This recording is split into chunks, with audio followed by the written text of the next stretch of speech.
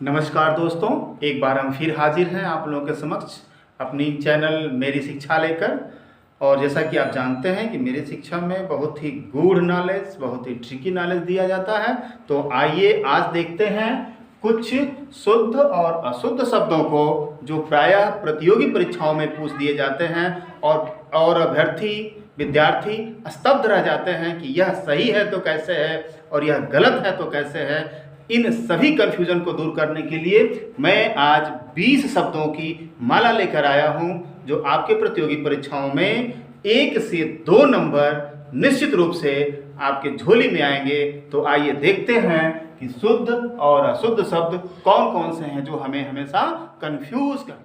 दोस्तों, एक शब्द प्रायः करके आया करता है उज्ज्वल। उज्ज्वल शब्द में दोस्तों बहुत ऐसा देखा जाता है कि इस तरह से उज्ज्वल लिखा होता है, कई जगहों पर इस तरह से उज्ज्वल लिखा होता है और हम समझ नहीं पाते कि एक्चुअल में उज्ज्वल क्या सही है और क्या गलत है। तो दोस्तों, उज्ज्वल शब्द का जो सही रूप है वह है उज्ज्वल। इस तरह से उज्ज्वल शब्द का सही रूप उज्ज्वल ऐसे होता है। उसके बाद से एक शब्द आता है उषा। हम प्रायः करके उषा ऐसे ही लिखते हैं बड़ाऊ की मात्रा से, लेकिन दोस्तों यह उषा पूरी तरह से गलत है। उषा का जो सही रूप होता है वो होता है उषा।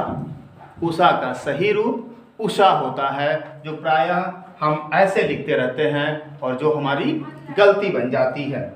उसके बाद एक कॉमन सा शब्द आता है श्रृंगार। श्रृंगार शब्द विभिन्न प्रतियोगी परीक्षाओं में प्रायः करके पूछ लिए जाते हैं कि बताइए इसमें से कौन सा श्रृंगार का शुद्ध रूप है। तो दोस्तों, श्रृंगार ऐसे लिखा होता है। मुख्य रूप से हम श्रृंगार को ऐसे ही प्रयोग करते हैं, इसी को हम शुद्ध मानते हैं। कहीं कहीं पे श्रृंगार ऐसे लिख देता है, लेकिन विशेषकर श्रृंगार को शुद्ध रूप में हम ऐसे ही समझते हैं कि यह श्रृंगार है और यह शुद्ध है। लेकिन मित्रों, यह श्रृंगार गलत है। श्रृंगार का जो शुद्ध रूप होता है वो होता है ऐसे श्रृंगार। यहाँ पे देखेंगे कि नीचे र है श्रृंगार में और यहाँ पर र नहीं है। एक्चुअल यह श्रृंगार जो होता है यह शरीफ वाले स ऋषि वाले री से मिलके बना होता है। तो इसलिए शरीफ वाले स और ऋषि वाले री में इसमें ऑलरेडी र होता है शुरू से ही, तो इसलिए यह श्रृंगार सही है और यह श्रृंगार गलत है। आइए अब देखते हैं, एक शब्द होता है अहिल्या। सामान्य रूप से हम अहिल्याबाई, अहिल्या ऐसे हम प्रयोग करते रहते हैं, अहिल्या लिखते हैं। लेकिन मित्रों, यह शब्द गलत है। अहिल्या शब्द नहीं है, वह शब्द है आपका अहल्या। अहल्या यह शुद्ध शब्द है और यह शब्द जो है शुद्ध शब्द में नहीं है। यह शब्द परिवर्तित होते हुए अहल्या से अहिल्या बन चुका है। तो इस तरह से अहिल्या यह अशुद्ध शब्द है और अहल्या यह शुद्ध शब्द होता है। फिर एक शब्द आता है द्वारिका। द्वारिका शब्द हम लिखते हैं द्वारिका नगरी, द्वारिकाधीश, द्वारिका नरेश। तो उसमें हम द्वारिका शब्द ऐसे ही यूज करते हैं। यह द्वारिका शब्द जो है यह गलत है। द्वारिका का शुद्ध जो शब्द है मित्रों वह है द्वारका। द्वारका यह शब्द शुद्ध है और द्वारिका शब्द अशुद्ध है। तो इस तरह से दोस्तों, द्वारिका का आपने शुद्ध रूप द्वारका देखा। अब शब्द आता है, आप हमेशा देखते हैं कवि की बात होती है। कवि का स्त्रीलिंग क्या है, ज़्यादा कर पूछ देता है कि कवि का स्त्रीलिंग लिखिए। तो कवि का स्त्रीलिंग ऐसे लिख देता है या वो ऐसे लिख देता है और हम कंफ्यूज हो जाते हैं कि कवि का स्त्रीलिंग। ज़्यादातर हम इसी को टिक मार देते हैं कि यह शुद्ध है।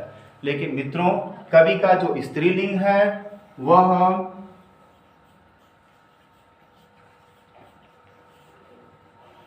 यह शुद्ध है कवयित्री। कवि का स्त्रीलिंग जो है वह कवयित्री है, यह शुद्ध होता है कवियित्री, और कवियित्री यह शब्द गलत होता है। अगला जो शब्द है मित्रों मैंने जो चूज किया है, कलेक्शन किया है, वह है ज्योत्सना।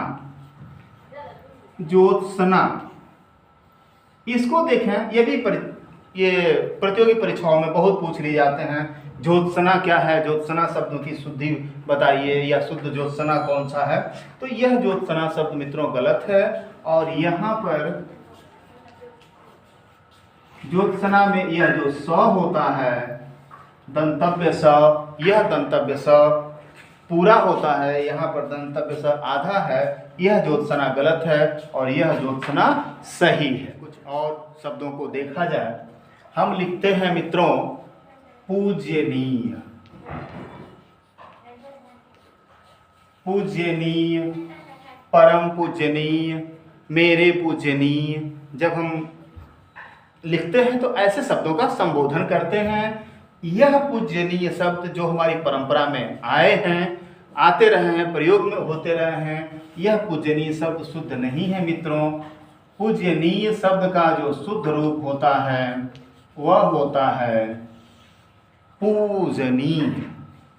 पूज्यनीय नहीं, शुद्ध रूप है उसका पूजनीय।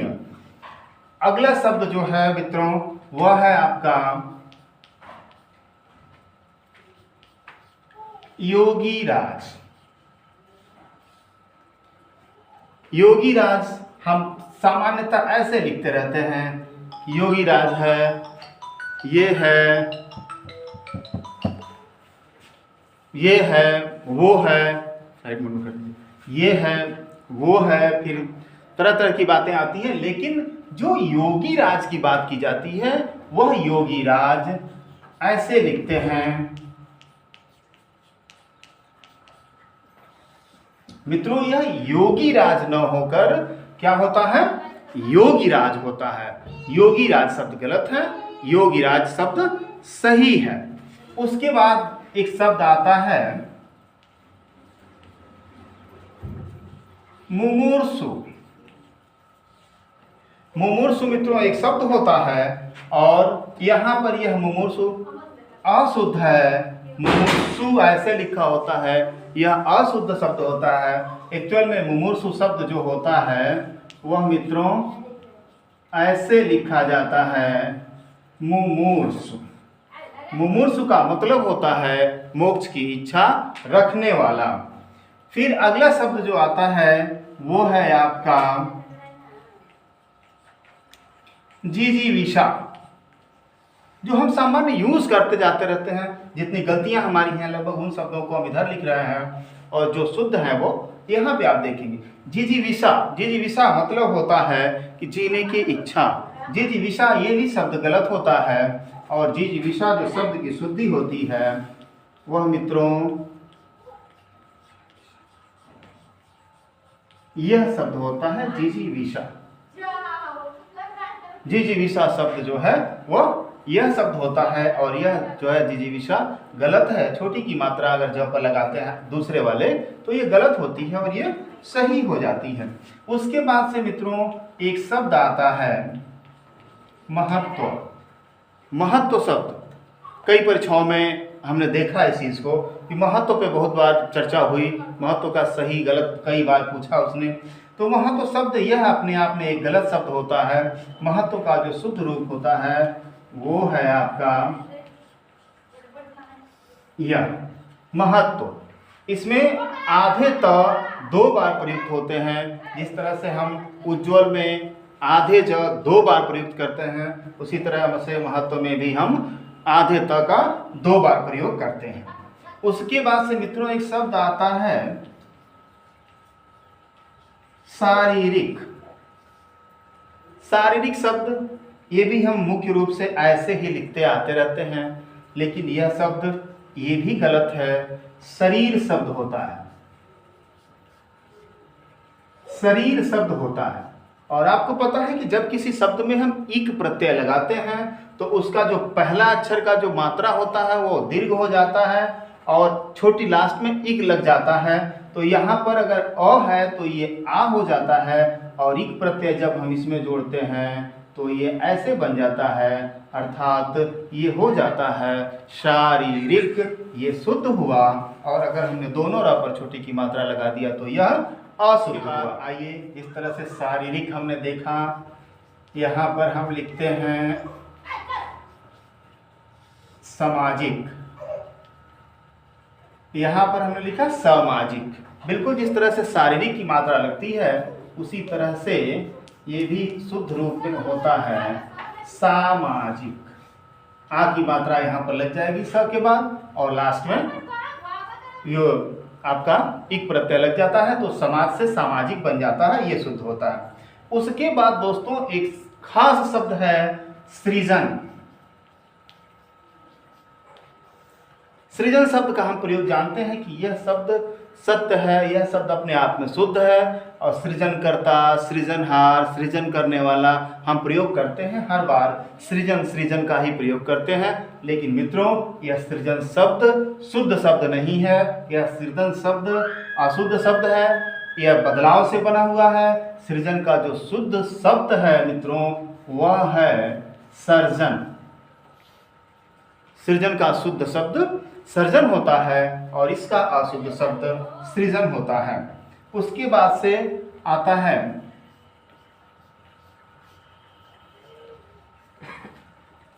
चिन्ह।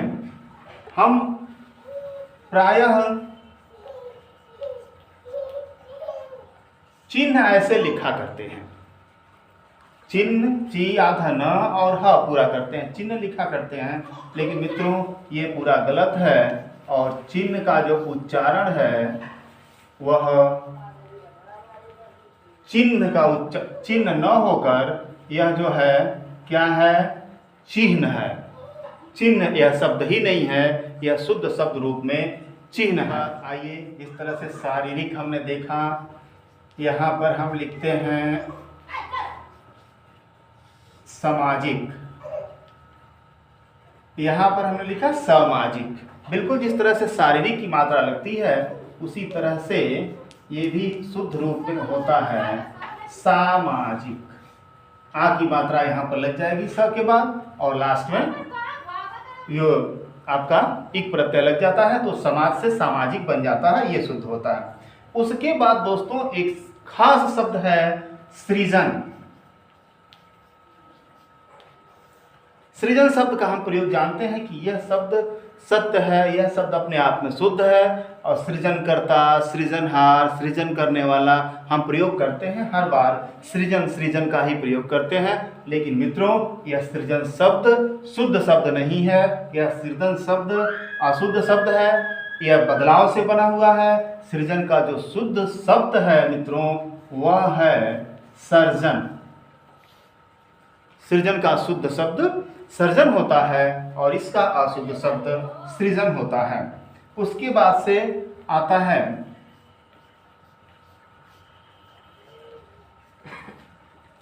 चिन्ह। हम प्रायः चिन्ह ऐसे लिखा करते हैं, चिन्ह ची आधा न और ह पूरा करते हैं, चिन्ह लिखा करते हैं।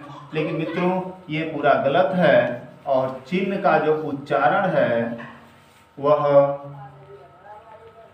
चिन्ह का चिन्ह न होकर यह जो है क्या है, चिन्ह है। चिन्ह यह शब्द ही नहीं है, यह शुद्ध शब्द रूप में चिन्ह है। चलिए काटिए, कोई प्रश्न। आइए थंबनेल में हमने लगाया है फूल। थंबनेल में आपने देखा कि हमने लगा दिया फूल। आप सोचेंगे कि सर ने लगाया फूल, फूल को काट दिया कि यह गलत शब्द है। जी हाँ, बिल्कुल यह गलत शब्द है। फूल शब्द जो है यह संस्कृत के किस शब्द से आया है, फुल्ल शब्द से आया है। फूल शब्द संस्कृत के फुल्ल शब्द से आया है, इसलिए ये शुद्ध है और यह फूल अशुद्ध शब्द है मित्रों। इसी तरह से यह मतलब काफ़ी कंफ्यूज करने की चीज़ रहती है। जैसे अब उसमें हम पढ़ते हैं राष्ट्र गीत में फुल कुसुम, तो उसमें जब आप देखेंगे तो फुल यही मिलेगा, संस्कृत निष्ठ शब्द है फुल, यह शुद्ध है और यह अशुद्ध है। अगला शब्द आता है मित्रों द्वंद्व। द्वंद्व मतलब होता है लड़ाई झगड़ा, ऐसा सेंस लिया जाता है। द्वंद्व समास भी आपने पढ़ा होगा।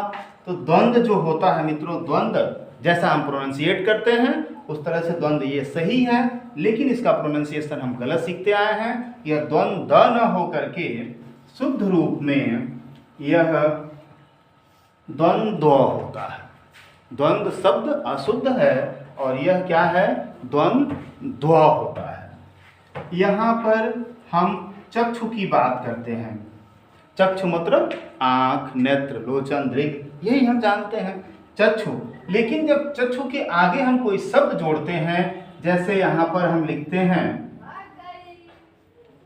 चक्षु रोग, आँख की बीमारी, तो जब ये चक्षु रोग होता है तो उस समय यह शब्द गलत हो जाता है और यह मात्रा बड़ा ऊ की हो जाती है और चक्षु रोग यह शुद्ध होता है। और मित्रों अगर हम ऐसे लिखते हैं चक्षु रोग तो यह शब्द गलत होता है और यह शब्द सही होता है चक्षु रोग।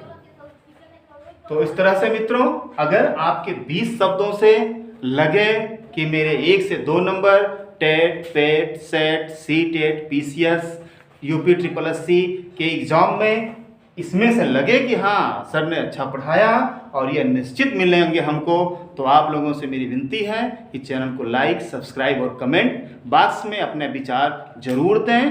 धन्यवाद मित्रों। अब ऐसे छोड़ दीजिए।